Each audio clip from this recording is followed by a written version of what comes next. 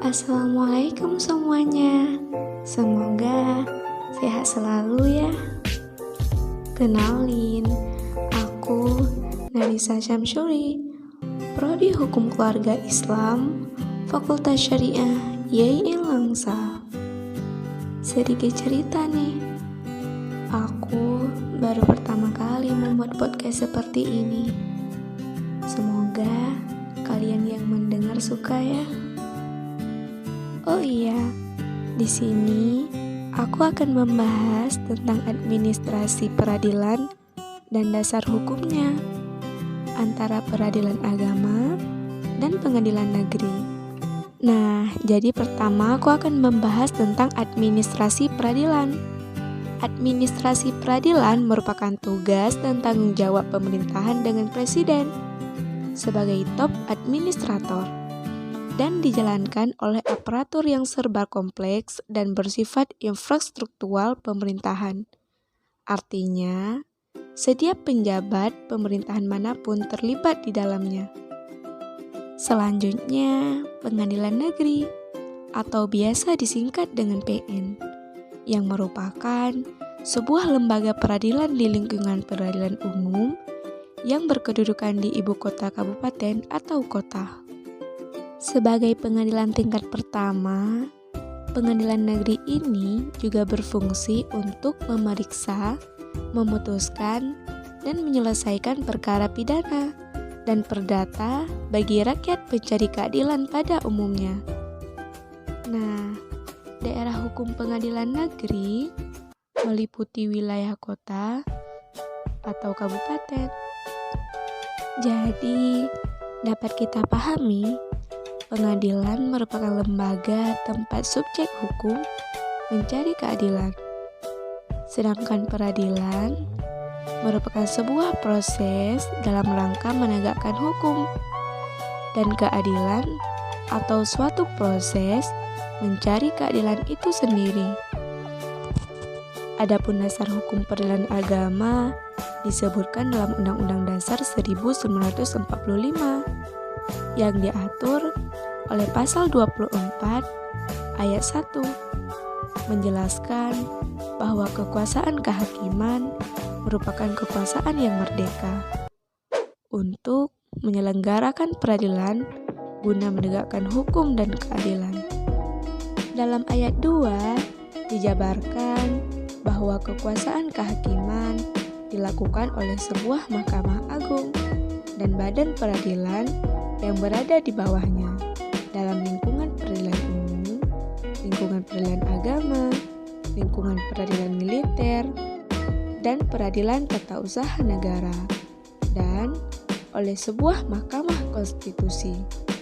Nah, kemudian ayat 3 yang menegaskan bahwa badan-badan lain yang fungsinya berkaitan dengan kekuasaan kehakiman diatur dalam undang-undang.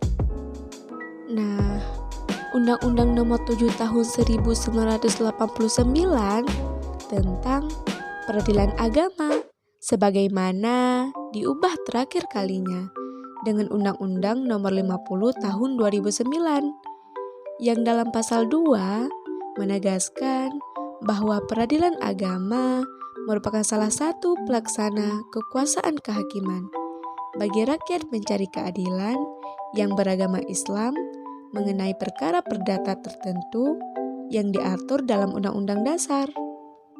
Adapun pembentukan pengadilan negeri berkedudukan di ibu kota kabupaten atau kota dan daerah hukumnya meliputi wilayah kabupaten atau kota. Nah, jadi pengadilan negeri ini dibentuk dengan keputusan Presiden Pasal 7 Undang-Undang Nomor 8 Tahun 2004. Adanya usulan dari pengadilan tinggi dan dukungan Pemda setempat. Dan syarat pembentukan pengadilan negeri terbagi 4. Yang pertama, adanya daerah kabupaten atau kota yang belum dibentuk pengadilan. Yang kedua, adanya pemekaran wilayah kabupaten atau kota baru. Yang ketiga, telah dibentuk aparat hukum lainnya atau Kejari dan Polres. Dan yang keempat, adanya usulan dari pengadilan tinggi dan dukungan Pemda setempat. Untuk prosedur pembentukan pengadilan negeri terbagi 5. Yang pertama, Ketua Pengadilan Tinggi mengusulkan pembentukan pengadilan negeri yang berada di daerah hukumnya dengan dukungan Pemda setempat kepada Ketua Mahkamah Agung dan pertimbangan bahwa sangat diperlukan adanya pengadilan tersebut. Yang kedua, dilakukan evaluasi oleh tim dari Mahkamah Agung. Yang ketiga, setelah ada persetujuan dari Ketua Mahkamah Agung, maka Direktorat Jenderal Badan Peradilan Umum selanjutnya menyiapkan usul pembentukan pengadilan negeri disertai konsep rancangan keputusan Presiden tentang pembentukan pengadilan negeri. Yang keempat, Ketua Mahkamah Agung mengusulkan pembentukan pengadilan negeri kepada Presiden dengan dilampiri rancangan keputusan Presiden tentang pembentukan pengadilan negeri tersebut. Dan yang kelima, pengadilan negeri yang baru dibentuk ditetapkan sebagai pengadilan negeri kelas 2. Nah, ternyata jumlah pengadilan negeri ini ada 347, terdiri dari pengadilan negeri kelas 1A khusus berjumlah 15, pengadilan negeri kelas 1A 21, pengadilan negeri kelas 1B 60, dan pengadilan negeri kelas 2 251. Oke, mungkin hanya ini yang dapat saya sampaikan. Terima kasih telah mendengar dari pertama sampai akhir. Selamat beraktivitas kembali ya. Dan jangan lupa patuhi protokol kesehatan. Akhirul kalam, wabillahi taufiq wal hidayah. Wassalamualaikum warahmatullahi wabarakatuh.